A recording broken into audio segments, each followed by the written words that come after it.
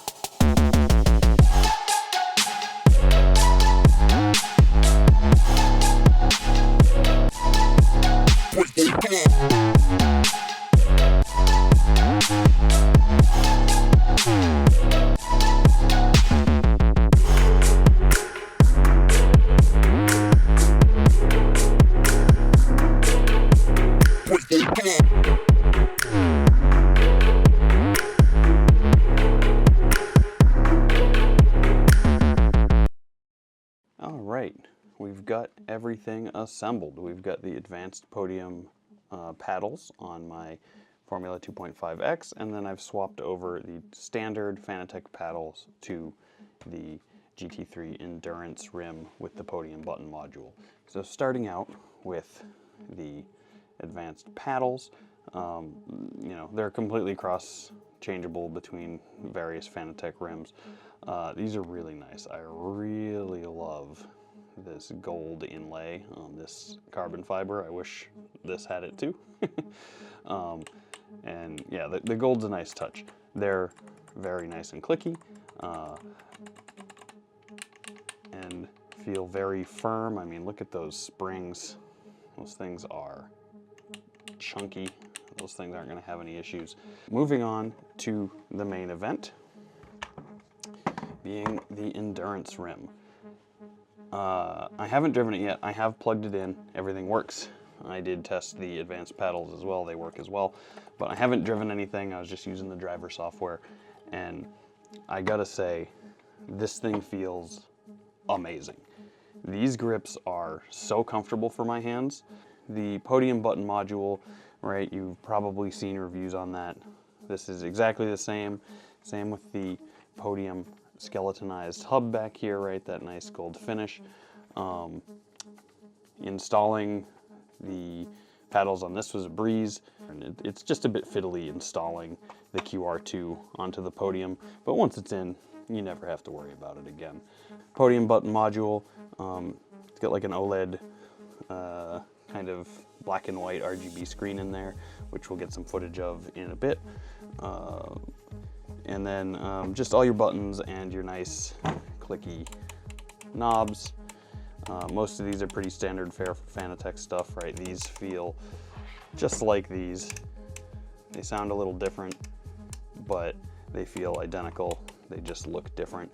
These switches are your standard up-down rockers, same as these guys. You've got your your four-way switch here with clicks in. You've got a analog stick here if you're on a console, or if you want to do the mouse emulation, that is a thing you can do.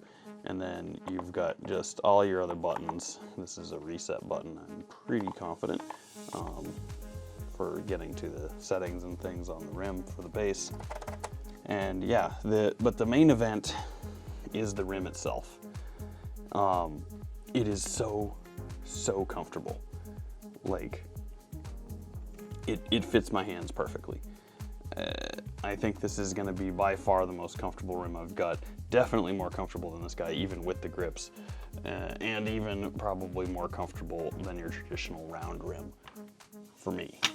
So I will say this rubberized texture scuffs pretty easy. You might be able to see it, like if I drag my nail, right, you can kind of see a little bit of a line there. I mean, it kind of rubs off if you rub it enough, but you know, minor complaints. I'm going to be using this with gloves all the time. I will say this material, if you're not using this with gloves, I think will probably make you sweat a good bit compared to something like a Alcantara. But Alcantara shreds if you don't wear gloves over the years. So yeah, nice big aluminum plate. I will say this aluminum plate also picks up stuff. So if I take my nail right when I was putting the screws in, I noticed if I do this with my nail, look at that, like that's just my fingernail. So I mean, it rubs right off, but it's gonna get dirty. I am gonna put the template on here once I create a design for it. So that's really cool. Let me get that out real quick. So this has about, I don't know, 20 or so of these sheets, so they look like plain paper. But if you look closely, I'll try to get it on the camera, it is die cut for the shape of the rim and the buttons, which is really cool. It also comes with a little applicator, so this is a thing with a felt pad on it to help you put it down. Supposedly, just put them in your printer, you know, with whatever design you want, run them off, and you're good to go with a nice custom design. I might bring them to Staples and have them printed on a printer that's better than mine, but yeah. So I'm immediately in love with this. I'm gonna be shocked if this lets me down at this point. So let's go drive it. All right, we're gonna fire the car up here at Motegi. So I have already, you know, gotten this thing set up. For the most part, I think I've got all the telemetry working. I'm not the biggest fan of the Fanatec software. It's not the most user-friendly, but I believe I've got everything figured out and you know, set up right. So we've got funky switch here with all the standard stuff. You've got an analog mouse. You've got your rotary encoders. The rotary encoders here are a little tricky to set up. I found I needed them to be on pulse or constant specifically for them to work properly, with a negative offset depending on what I was doing. So as you can see here, when I flip this, it does change my brake bias. You can see right there on the dash. So it's set up. You don't get quite the granularity that you do. And we're gonna pull out, pit limiter on. So I'm turning some laps here at Motegi, primarily to just test out, to pick up my braking lines for the IMSA Open race. That's why I've got the line on. Helps me pick up my braking zones a little faster than I normally would. So far, everything seems to work as intended. I have had, I've done a few races with it at this point. I will say I had some initial issues with it detecting certain upshifts. I believe that was related to a firmware thing. I've since updated the firmware. Haven't seen it happen since. For me, it was particularly upshift. I'm gonna get these tires fired up. Now, when you first sit down with this thing in your hands, to me, it's the most comfortable wheel I own. Like, just immediately. Oh my God. Keep it out of the wall. If that would stop happening. Not ideal. I am also Twitch streaming right now, so please follow me on Twitch if you're not already. Twitch, NHO Racing. But yeah, so the rim itself is supremely comfortable. I find the ergonomics of the palm swells basically perfect. They fit my hands excellent. They're extremely rubbery. Whether you want to wear gloves or not, I don't think they're really a necessity on this glove. I will say if you're not wearing gloves, I think your hands might get a little sweaty. They are very rubbery. Great for grip, less good for less great for not being sweaty. But I always race with gloves on anyway, so I don't really care. I find that the shifters sit in just the right spot. Remember, I do not have the Podium module shifters on this rim. I'll go over the Podium module shifters a little later in the video. They're on my Formula 2.5X. I didn't see the need to have the Podium paddles when I own a Formula rim, and that's what they're mostly used for. So I just swapped them off on my 2.5X. Down to the regular, you know, the mid-range ones. All metal, you can put carbon fiber paddles on them. They're not the plastic ones that you get with some of the lower end Fanatec gear, but they feel great. And for the record, the actual shifting mechanics of pulling the shifter and getting the nice click thunk is exactly the same between the Podium setup and the kind of standard Fanatec paddles. So, ooh, this is a tricky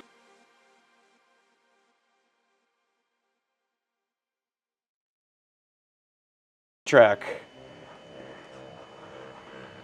Now, I've done a bunch of tweaking as far as the LED responses are concerned, as well as the OLED module. The OLED module is nice and bright and easy to read. As I stated earlier, I had some issues with the Fanatec Podium module, or Fanatec Fanatec software. Apologies. But boy, we're kicking gravel up everywhere. Mostly, I think it was user error. I did have a couple points where before I updated the firmware on the wheel, I was missing some upshifts.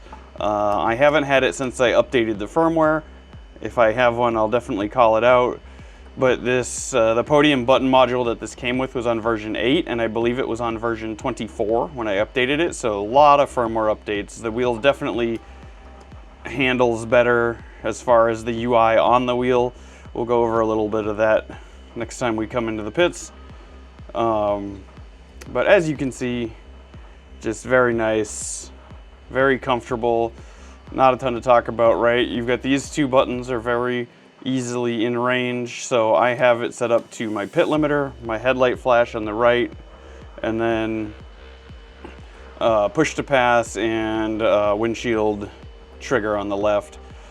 Radio mute, page up for the black box, MGUK stuff for the GTPs, not using that in this car. This is my car reset, and then I've got my talk to Jim button. And then down bottom, I've got this set to brake bias, and this set to traction control. So, yeah. All right, turn the pit limiter on. We get all the lights. All right, that's Fanatec for the ones on the wheel. I've programmed them to be my channel colors. When you're within that, we'll turn that off so it stops blinking. Those are pit lane warning lights. So, zoomed in here, you've got this little button right here. This brings up the tuning menu, and you can navigate that with the funky switch right here. So if you hold it down and spin, you get the Fanatec overlays. So it is actually working right now, which is super nice. So we've got lapse, position, current, last, and then, oopsie. All right, there's 5 different ones. They can pop up or down depending on what you do, right? So if you make a change to your TC, it should, in theory, pop over to here. And that one doesn't appear to be quite working properly. As you can see, is TC ABS 00. Oil temp seems right though. iracing doesn't support tire live tires, so you're never gonna have that one. But as you can see here, everything works. We'll pull out, do a lap around with these on. You got your gear, speed. I currently have the wheel set to kilometers per hour because I have this dash set to miles an hour, trying to learn the conversions. But you've got lap time and everything. Now for me, who has this DDU right here, you know, obviously I don't super need all this information, but it's nice to have, you know. For me, I mostly just keep it on the speedometer version because I'm always looking in the same place at my DDU here. This DDU is from Chimera Racing and it's running the lovely dashboard. If you're looking for information on that, links in the description. You know, if you want to change it, you can hold it and spin that while you're racing. Miss all your shifts, a little hard to do, but you know, it's there if you need it. All right, so let's go over, I do need to practice more here, but let's hop over to Super Formula and talk about the paddle module. Whoa, woo! All right, gain time illegally in the pits, come on. So if you're unfamiliar with the QR2, highly recommend it. It's really solid, so all you gotta do to remove it, pull that ring back, pop it straight off. So this is the Formula 2.5X. It has custom 3D printed grips on it from Dr. Kwan, Nishinon, Karan. So we'll pull out on the right. So in order to make the advanced paddles work, it's a little tricky. So what we're gonna do, we're gonna just pull over here to the grid. It took me quite a while to figure out how these worked. So there's a lot of tweaking you gotta do. Basically, both of these are set to the clutch. So if I let these go and I'm not moving, car dies, right? You can see it died up there, engine off. We gotta fire it back up. So turn it on, I gotta hold one of them down.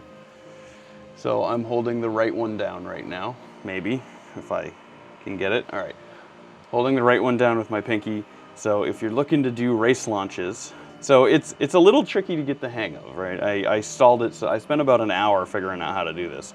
So it's actually bound to this one, I forgot. I had it on this one initially, but I was doing too much with the left hand. So this one is my launch trigger, again, fully customizable. So launch procedure, pull your clutch in, put it in first, floor it, hit the launch button and then slowly ease off with the pinky and you're away. And once you get good with it, it's definitely faster, right? So in iRacing, you can tune per car what you want that launch trigger bite point to set to. So according to everything I found online for the Super Formula Lite here, you want it at 20%.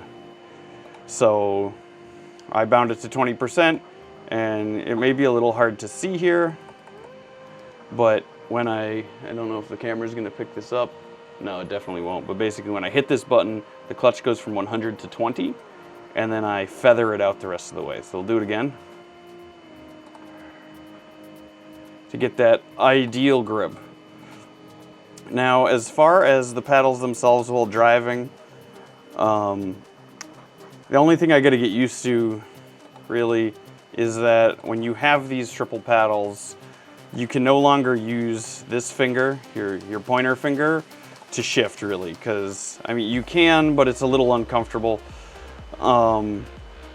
because you're kind of arching this finger down. So really, this is meant to shift with either your middle or your ring finger on each hand, and then the pinkies are for the clutches. So it's a little different. If you're racing and you hit your launch button, the clutch goes all the way in. So you gotta keep that in mind. If you accidentally tap either this one, well, for me, right, or whatever you have, you know, if you're clawing at the rim, right, you could hit your clutches and do bad things, but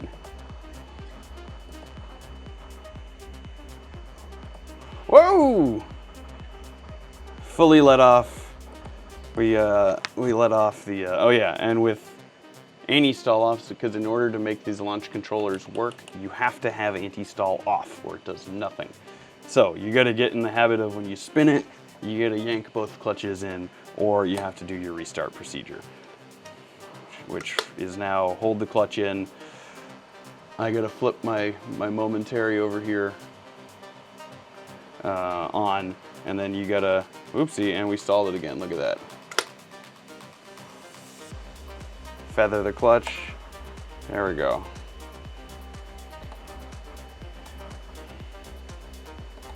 So, yeah, that's the Podium modules. They feel exactly like all of Fanatec's other magnetic shifters that are metal and carbon.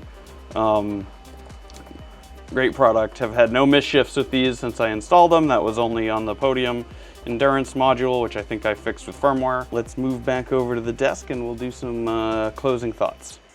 So, what are my closing thoughts on the Fanatec GT Endurance rim?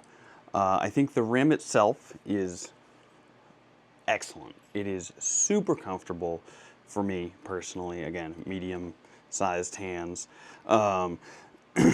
It's by far the most comfortable rim I own. Right, so I own a 320 millimeter Fanatec rim. I own the GT or the Formula 2.5X over here with the Dr. Kwan grips, which are way better than the stock ones. And this is just blows them both out of the water. The material it's made out of, this nice rubber, gives just a little bit of give. That way you can really death grip it, but it doesn't hurt. You know, if you're a non-gloved driver, I imagine this is going to hold up super well. It's not going to hold up like Alcantara, that just kind of, you know, gets disgusting if you're not wearing gloves. I will say it's probably a little sweaty if you're a non-glove wearer. I didn't try it, but zero breathability there. And as a gloved user, it's a dream. So the finish is very nice. I will say it's kind of easy to get dirty and fingerprinty pretty easily, but great finish. You do have all of those cutout templates that you can put your own logo on. I will say, after trying to take some of the, I put some button cap stickers on here, not on the buttons, but like next to certain things like these rockers. Trying to get those off was a nightmare, so I may not put the custom panel on. We'll see. I do want to try to design some stuff, but haven't finished it yet.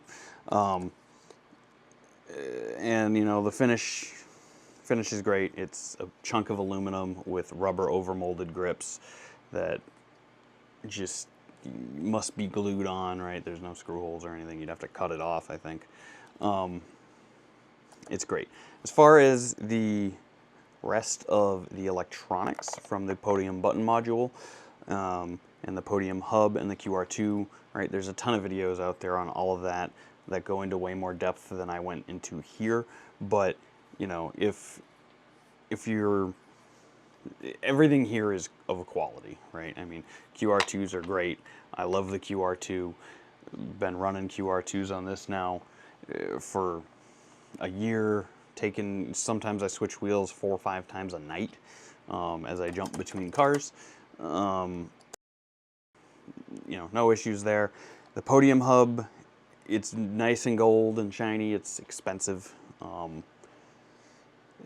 I don't, you know, it is an expensive hub, as is the button Podium module. For what you get is a little dated here, right, with this OLED screen. Once you get past Fanalab, which I'm not the biggest fan of Fanalab, it's not particularly user friendly. It's not intuitive to use, in my opinion, but it does work, right? Once you get it all up and running, all the lights flash as they're supposed to.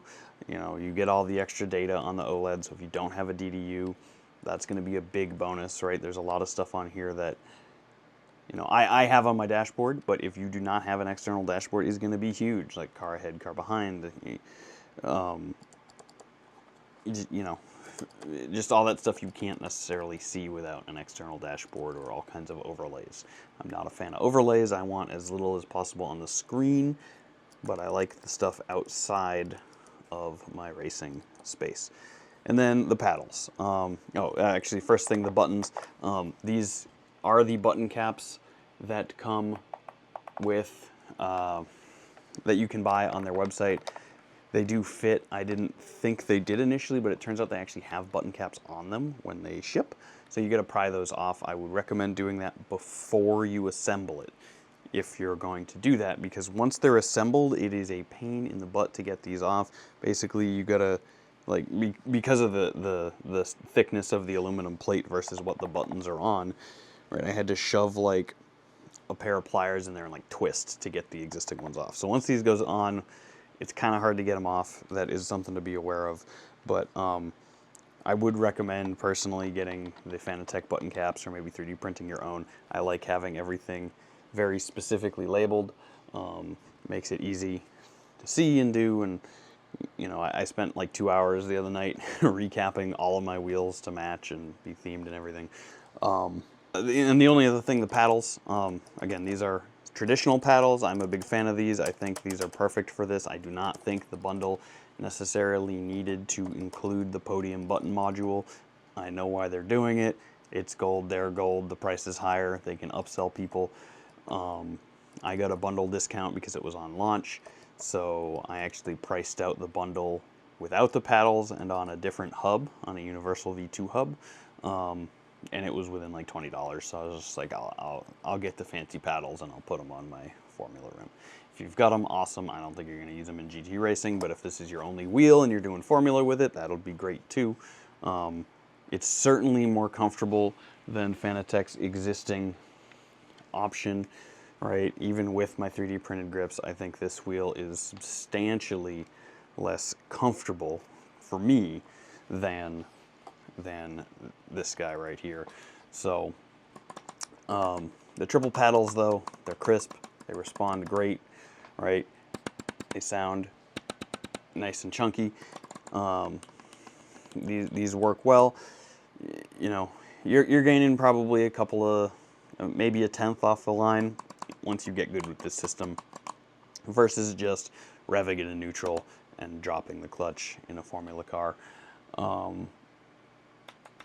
It is a lot more work to do that, but they feel great. If you've got them, you're not going to regret them in any way. I just don't think they needed to go with the Formula paddles when it's a GT rim that really you only need 2 back there for. I guess extra buttons would be nice, but especially in an endurance one, like I want to be able, and actually this is something I was kind of noticing because I was doing a longer session, like with the endurance setup, right, this thing is about comfort. Having mega paddles like this, right, I can hit these buttons with any one of my fingers, no problem.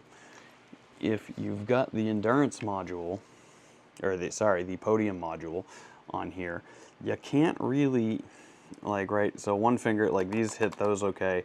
They hit this okay too, but it's kind of like a pull down. It's not super comfortable for me. These hit that perfect.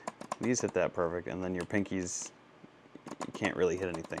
So to me, for long races where I'm changing which finger I'm using to shift, over the course of it, I would prefer this because everything's correct. So, like I started to say earlier, you know, the base of this is very well known. I don't think there are any issues, but there are tons of reviews out here on just the endurance button module and the Podium base. I would recommend you check those out, probably from Boosted Media. I do believe they have a couple of videos on this, you know, the base without this rim, but it's a great piece of kit. I think the price is, given you're getting the Podium, the triple paddles and the Podium hub, which again I would have preferred. Like I would rather this have gone down and came with the Universal V2 hub and the single paddle set, and been $100 less. I think that would have been the way to go to make this a amazing budget entry. Not really budget entry, but like mid-range entry into a good GT style rim. I don't have a lot to compare it to be completely clear. I know there's a lot of people who've tried a lot of stuff. I know Moza makes a lot of good stuff these days. But this is what I've got. It's what I can give you my opinion on. I would recommend it particularly at the discount price that it was at when I bought it. But it's a little steep at the full price. I think they should knock $100 off it. Go down to single paddle on each side and put in the universal hub in the back instead. And now the QR2s come provided, which is excellent. Initially, when I had to buy this, I had to pay for the QR2, and the day after I bought it, they actually announced they're making QR2 free with all bundles now forever, which is where it should have been in the first place. You know, with all of that, it was way up there. It was like $700, and I was like, I really want this rim. I bought it. Next day, they included free shipping in the QR2, so that brought it way down. Now I think before all the shipping and everything, it's like, I want to say mid 500s, mid to high 500s. Much better price. I would love to see them get a $450 model out with cheaper components that you just frankly don't need. So generally, yes, I recommend it. If it's going to be your only rim and you only care about racing Formula and GT cars, it's a phenomenal option. It gives you the external DDU. It's super comfortable. But if you're going to be doing any other kind of racing, maybe get yourself a round wheel as your only rim. That's going to always be my suggestion, is if you're getting one rim, unless you are just a diehard and only care about Formula, you know, get yourself something round. But yeah, anyway, so that's been my thoughts and impressions on this guy. I hope you've enjoyed this. This is the first piece of sim racing content that I've put out on the channel. Let me know what you think in the comments. If you like what I do, give me a follow, give me a subscribe, come over, watch me on Twitch, NHO Racing, and hopefully I will see you out on the track.